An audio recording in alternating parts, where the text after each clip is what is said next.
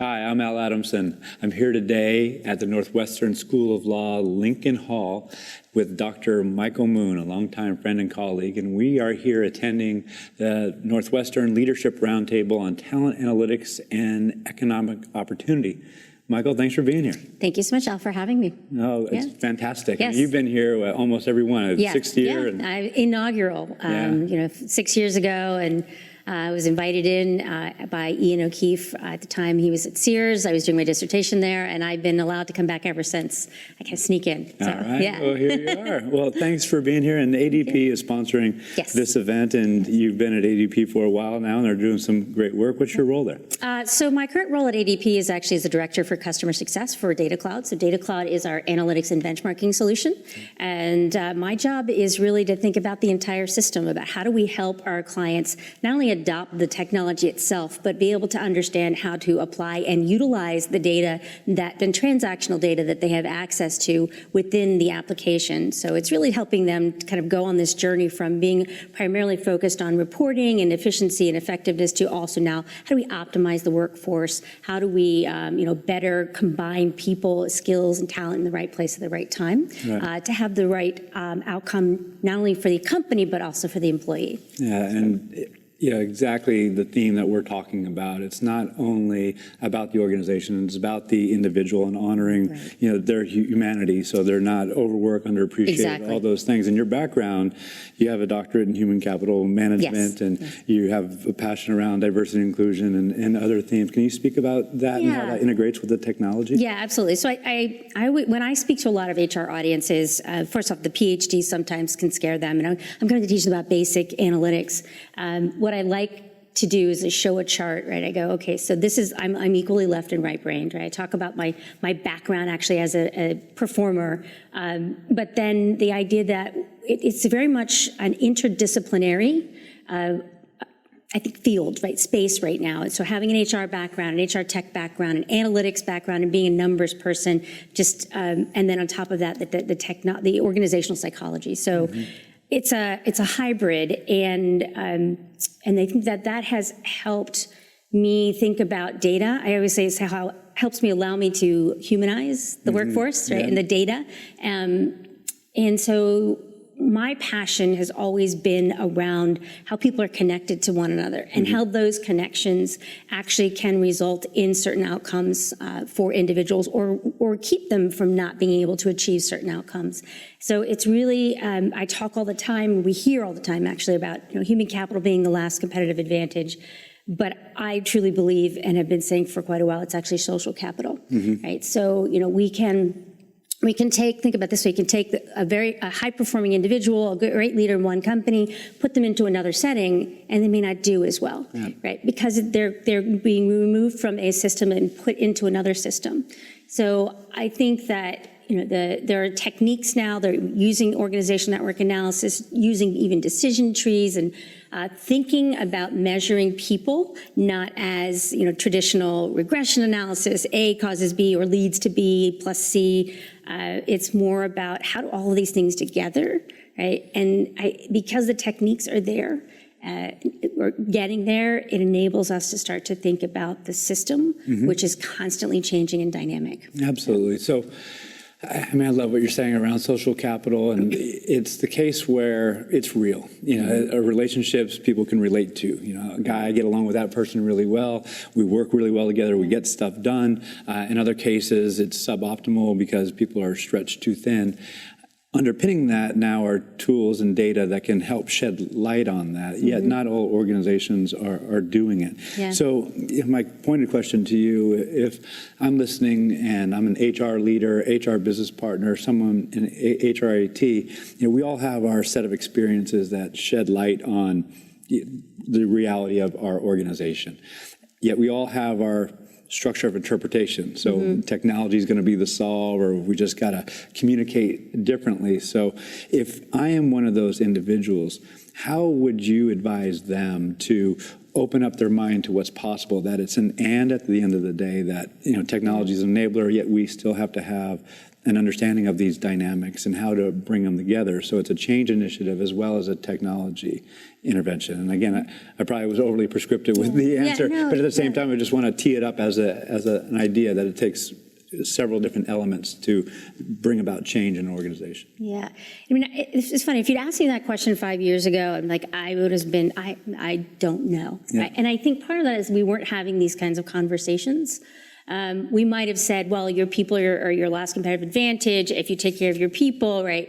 But everyone was like, yeah, right? I think and I don't know exactly what the catalyst was, but we are seeing a lot, it becoming more of the norm to talk about the collection of people, and I'm not a big fan of the whole employee experience like label, right? But it is truly about the total experience that an employee has.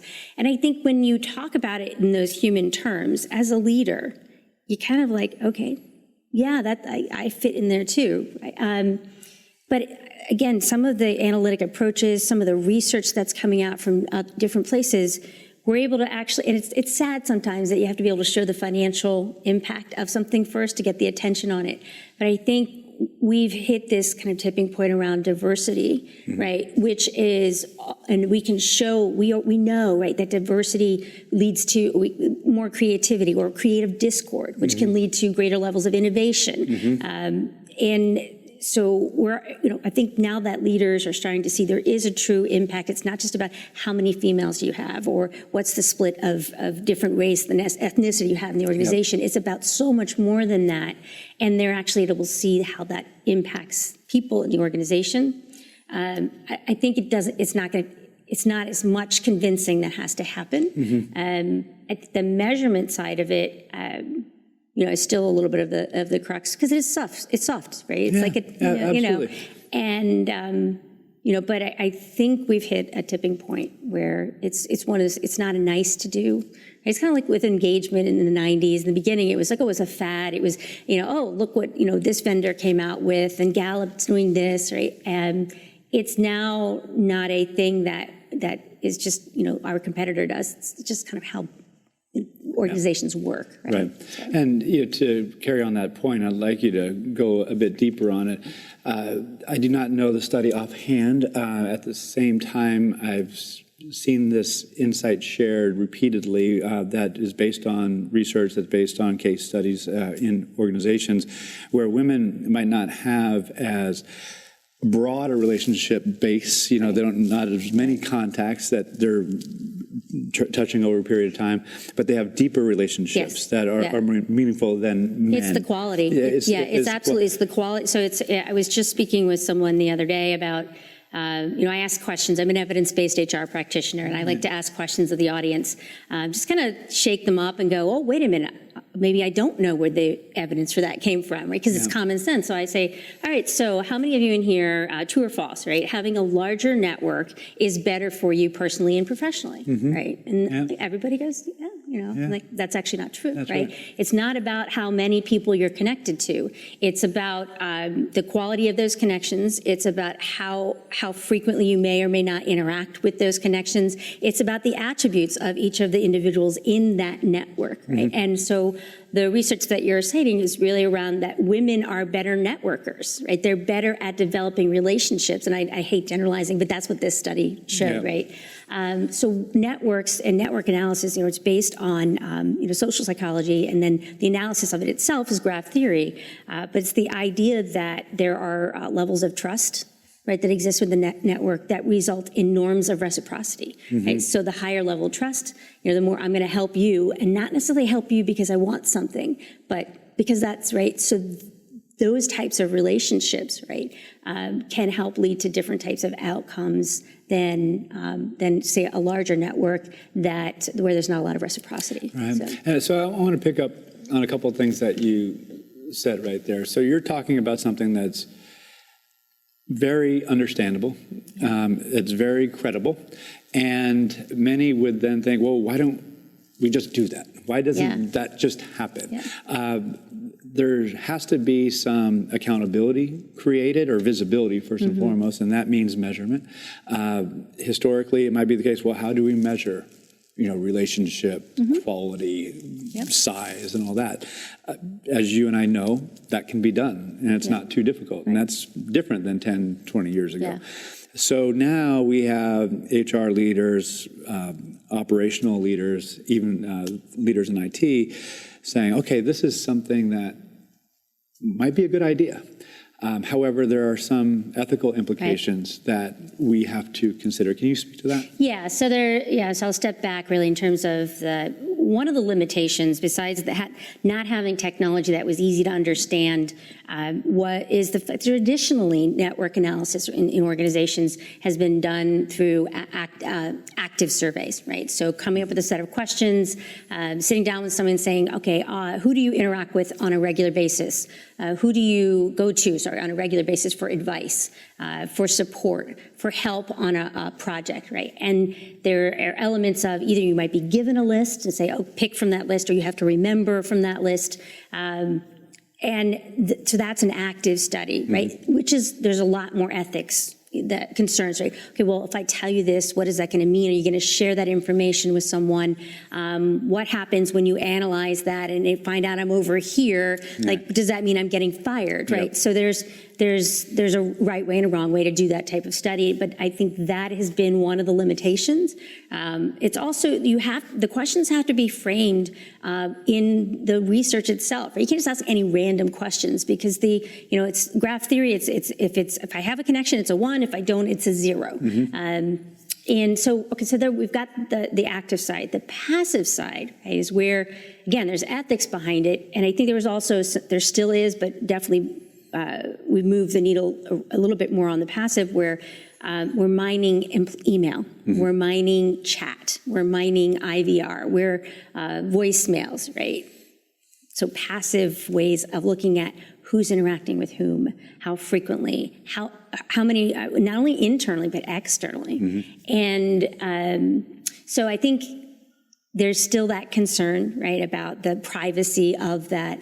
And I think a lot of the vendors in this space have done a really good job of, they have people on staff, they have legal, they've been able to pass certain, get GDPR certification or whatever we refer to it as, right? So we're seeing more of a movement, right? And it makes it more accessible because there's less work that an employer has to do. It's less concern about asking the wrong question. There is still value in both. But when you're trying to understand, because with active surveys, you have to get to a certain threshold. You really need about 75 to 80% of that network to actually respond, and you're not going to be able to reflect the true network. Whereas with a passive network, you have all the nodes, right? The nodes is the individuals, so it makes it a much more robust way to kind of visualize what's happening inside of an organization. It's as Rob Koss, it's how work gets done. It's the hidden way in which work gets done inside of an organization. And it's real. It's real. It's not making it up. You're not going to manipulate it. Right. If you're going to manipulate it, you're going to do it all the time, and that's going to be detrimental to you as an individual as well as to the organization. So what we're talking about now, it has a lot of different stakeholder groups. It has operations, IT, HR, the individuals themselves, managers, team leads. And what has been lacking, I would contend, is some discipline, some governance that makes sure that everyone's on the same page. They understand what's being done, why it's being done, what problem is what great looks like if this goes well, what are some of the risks, so they can make a conscious decision. I agree with you, the vendor community who are in this work are doing a really good job identifying the risk areas. But can you speak to this notion of governance as we're entering this new realm of work in particular, where we have globalization, disruptors like AI and robotic automation and all this. So we need to, and I would contend, to get these formerly disparate groups together. What are you seeing? Because you have this diverse background that appreciates these various dimensions. So I'm going to step back on the privacy side and the concerns about the ethics of it. So when you are doing any sort of, in the academic space, when you're doing any sort of research with humans, right? There's a whole board that you go up in front of, an institutional review board. And you have to be able to demonstrate, why are you doing this? What's the value add? How are you going to protect people? What are your remediations? So I think if organizations approach that way, maybe not in a so formal way, right? And anytime they're wanting to use their people data, right? That's important. I think when you're trying to get these different areas inside of an organization to kind of get on the same page about it, ultimately, it's not just about the network. It's not the pretty graphs and the visualization. It's now, how do we take there are measures, right, of a network, whether it's connectivity, homophily, heterophily. You can look at the eigenvector values, which is the number of steps it takes from me to get to you, right, which is the 6 degrees of separation for Kevin Bacon, which is now, I think, is like 4.6 degrees. Absolutely. But you can take those numbers and then you can correlate that with other things that matter to those stakeholders. So being able to look at, the density of a network and correlate that with customer satisfaction, right? So now you're starting to take, it's like any people analytics or any people data, right? It's great. It can tell you so much, right? But you still have your people in the different, business areas like, that doesn't matter to me, or I don't understand how it affects my business. When you can then connect some of these soft things like the relationships to actual, tangible outcomes, that's how you can start to get people to sort of be on the same place about it. So. Yeah, and something that you said, I just want to highlight for those who are listening. When you go to an review board and you're saying, I'm going to do a project, and there's the implication that there's a start and stop. I'm going to do a study. I'm going to have some results and recommendations, all that. And then you might go to the project again. Now we're in this place where not only are we doing that on an event-driven basis, on a project basis, we're now implementing tools that are sustainable. They're ongoing. So we have analytics on demand, so to speak. Not only does it have an executive audience where these presentations, these results were published, if you will. Now it's being democratized through an organization to HR business partners, to operational leaders, finance, and others. So can you speak to that notion that we're effectively, call it AI? I don't know if that's going to be artificial intelligence or augmented intelligence or what have you. I prefer that term. But but this notion of sustainable tools and on-demand, analytics to shed light on these and other, bring this disparate data together so we can answer these questions in real time. Yeah, I mean, I think that you just hit the nail on the head, right? It's not about grabbing the data once a year, right? Because then I'm going to use engagement as an example, right? You do your engagement surveys, you have your third-party vendor, most likely, if you're doing it ethically, you're not doing it in-house, and you get the data, they analyze it, they clean it, they normalize it, they put together their reports, then they send them back to the organization. The organization decides, okay, now what are we going to do with it? Then these are the areas we need to focus on. They sit down, they have their focus groups, maybe, right? Yeah. And then they go, okay, here are the actions we're going to take. All right, great. We got to do this globally, right? We're going to okay, now, oh, wow, it's time for our next survey. Oh, wait a minute, we have 150% turnover. Yeah. How can we possibly benchmark, right, now, right? So I think it's that notion of it is a network that is constantly changing, and it's human people, right? There are people in this network. So why would we use, static measures of what's happening? So being able to understand what's happening in real time so we can be more proactive. And now I'm not even I'm not talking about predictive, just looking at the data right now, like, oh, I can see that we're starting to go down. Let me make some corrections, or let me go find out what might be happening. But I do love the term, and I use it a lot too, the democratization of the data.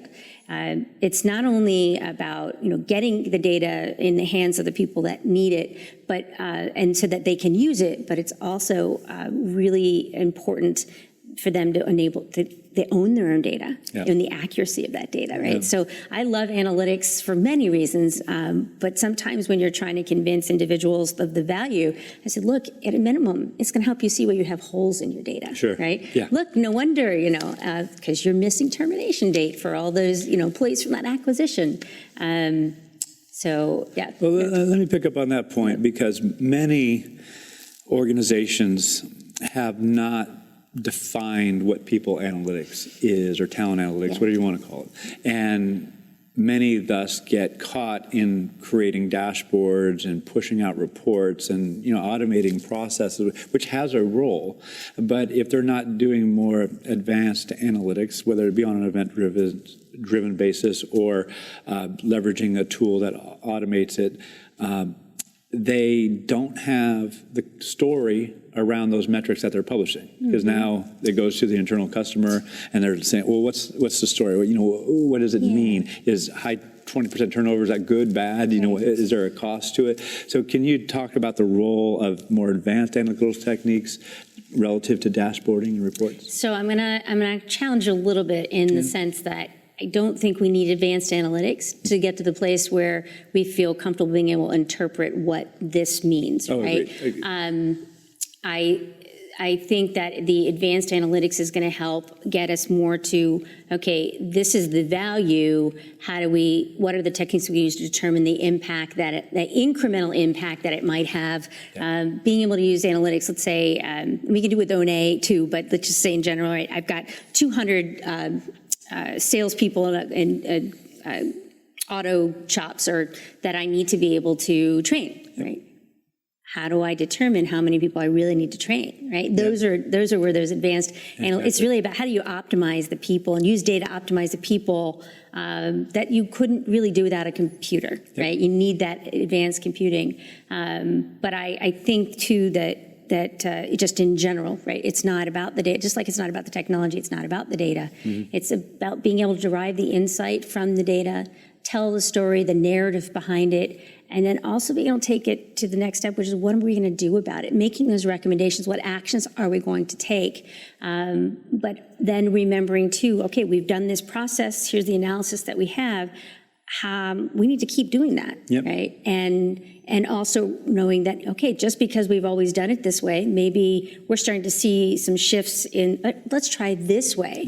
And again, being able to be agile in how we use analytics, as well as being an agile organization. Guys, absolutely, because a lot of the analytics that we're doing is based on the frequency approach, and that is the way most analytics is done, which is not a bad thing. We just have to be clear that it's looking at the past and with the underlying assumption that it's going to be an accurate predictor of the future. And we're getting new data or new dynamics unfold, disruptions and things like that. So my pointed question again to you, if I am an HR business partner, HR leader, and I've been hearing about people analytics for the last 10, 15 plus 20 years, and it's been an intimidating, esoteric thing for many people.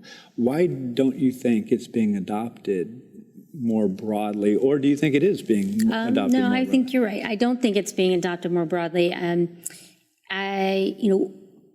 We hear about all these great organizations that are doing these amazing things, and they're using all these tools and techniques, and they've got a team of 150 data scientists, and they just solved world peace, right? But the reality is that is such a small percentage of, most organizations are smaller, right? Middle-sized, smaller. There are less resources. There are people, even when you had 3 or 4, maybe HR people to 1,000, they are wearing many, many, many hats, and they have to worry about the things that directly impact employees, like making sure they get paid, right? Making sure that the organization complies with, OSHA and all of these other things that kind of regulatory that is part of the HR space, right? So I think that's part of it. There's, and again, I'm going to speak from the HR lens, right? There's still a lack of comfort with numbers.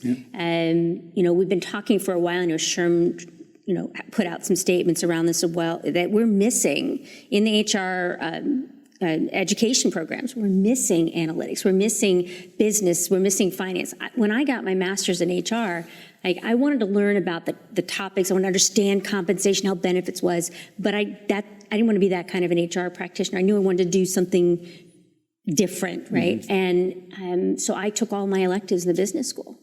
But why wouldn't we do that, right? So I think that it's time for organizations to say, you know what, we have to own that. We've got to upskill. We can't expect that we're going to automatically, we decided we want HR to be strategic business partners and poof, right? It's the same way. Like here's analytics, right? And all of a sudden I know what to do with this data. Yeah. So I think it's a lack of comfort. It's also sometimes this fear, right, of an individual with even with technology, not adopting technology, right? So that's actually what I studied in my dissertation was technology adoption in the workplace. I looked at social technology, but the constructs behind it, there is a level of fear. There's a level of I'm not quite sure what that's going to do for me. So I think with the data, let's say I'm the person that does all the reporting in my company. I do this, right? I may not want to have this other system, right? Because it might replace me, right? Or I may not be seen as valuable. Right. So there's a lot of different, there's lack of awareness, like what can analytics do for me? How is it different than reporting, right? I think most people are doing reporting pretty well. There's still that debate, like what's headcount? No, that's the finance version of headcount, right? I think sometimes also it's just getting out of our own way. I can't agree more. Yeah.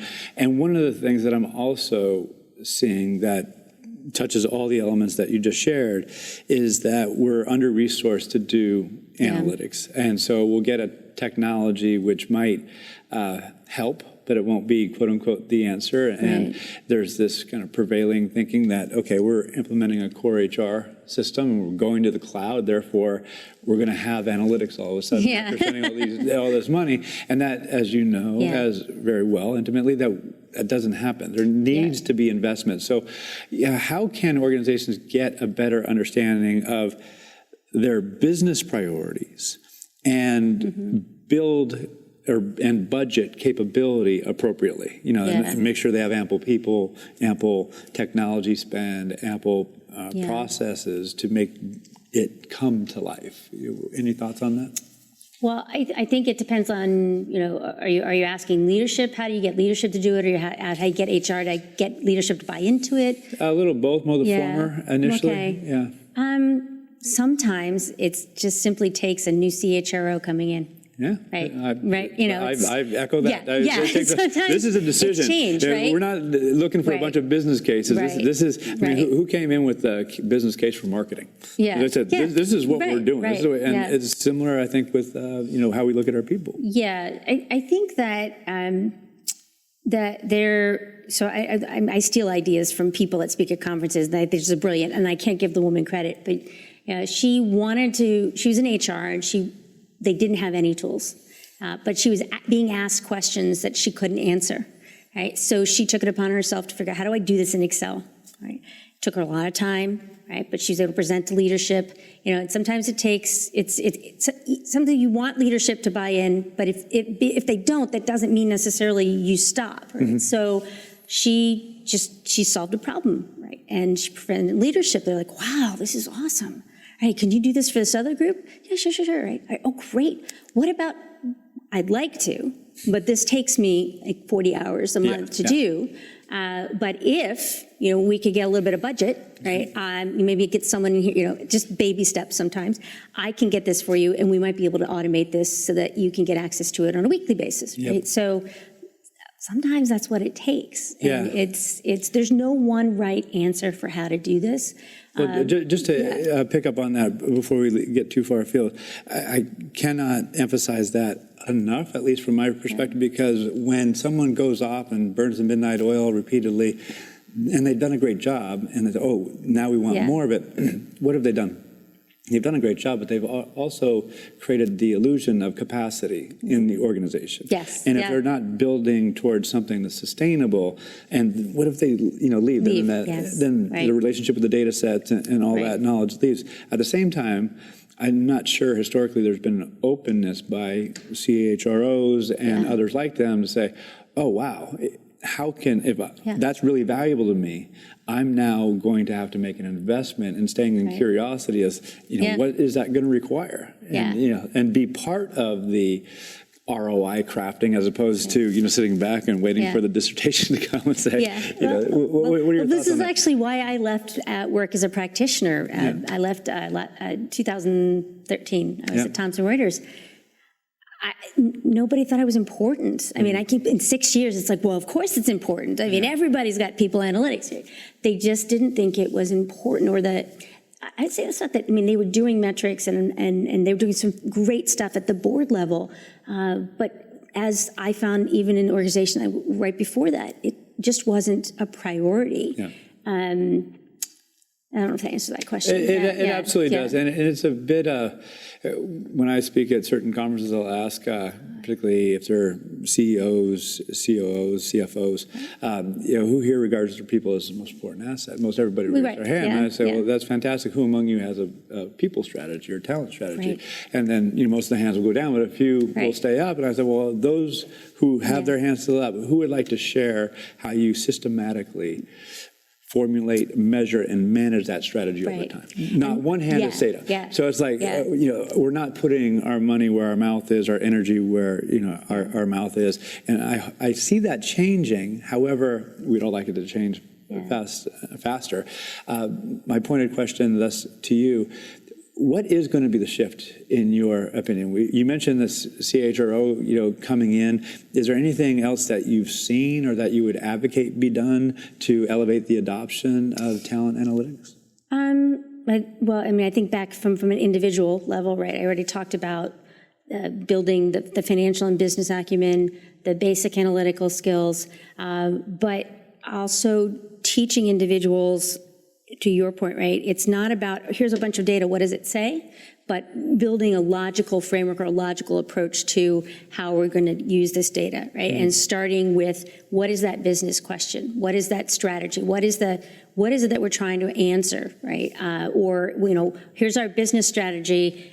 What is it going to take from people in order for us to execute on that, right? And then breaking that down into further, right? And once we are able to do that, teach people to do that, and they're able to feel comfortable doing that, it's about also remembering when we're starting that, how are we going to measure that we're successful? How do we know this has actually made a difference? So what we typically have a tendency to do is, let's just do this whole project, and then somebody says, it's been 6 months. What's the ROI on that? And then you're scrambling, trying to figure out, how do I get that data? And well, is it really ROI? And so embedding that type of thinking into everything that we do in an organization, whether you're in HR, you're in finance, marketing, you're the secretary of the company, the executive secretary, it doesn't matter. It's how do we create a culture, right, around the value of data and how to approach that logically. And if I heard you correctly, think about that at the outset. So you're not trying to do it post-hoc. I wish I was involved in this conversation, earlier. And that really gets to this notion that data and reporting and analytics, at least from my perspective, I'd be interested in yours as well, has been thought of after the fact. In other words, okay, we're going to select this system, we're going to improve this process, we're going to create this employee experience, and then we're going to figure out how we're going to measure it. What about? Well, I even argue too that before that we're missing a step. Right? What's that? We're about to implement our system, right? If we're not a brand new organization, right? What about our data that we're bringing over? There's not enough attention on the quality of that data, the processes around how that data gets generated, how do we keep it, auditing it, how do we keep it accurate? And you've got one organization, you're going to go to a new vendor, like, oh, well, they don't really do we'll put it in an Access database. If we need it, we'll go back to it. Then they switch to another vendor. Now all their data is a mess. And then that's another obstacle. They just give up, right? The data is not good, so I'm not going to be able to analyze it. So I think that we have to start, how do we, start the whole process with making sure, what data do we need? What data do we already have? Is it good? What are we going to do to clean it? And what are we going to do to keep it that way? Then you can throw the technology on that and the processes on that. But at the core, we have to understand the data that we have, the data that we're going to want to be able to capture, and where we're going to store that. And so we've been talking, obviously, a lot about people analytics, talent analytics. At this event here at Northwestern School of Law, we talk quite a bit about social responsibility, ethics, and what it means for the individuals. Because after all, they're generating the data. What's in it, for them. Yeah. So can you speak to the social responsibility that you see not only people analytics professionals need to have, but broader HR and in fact organizations and leadership in particular? Yeah, so and we go way back to the beginning when we talked about why we're seeing this movement in D&I, right?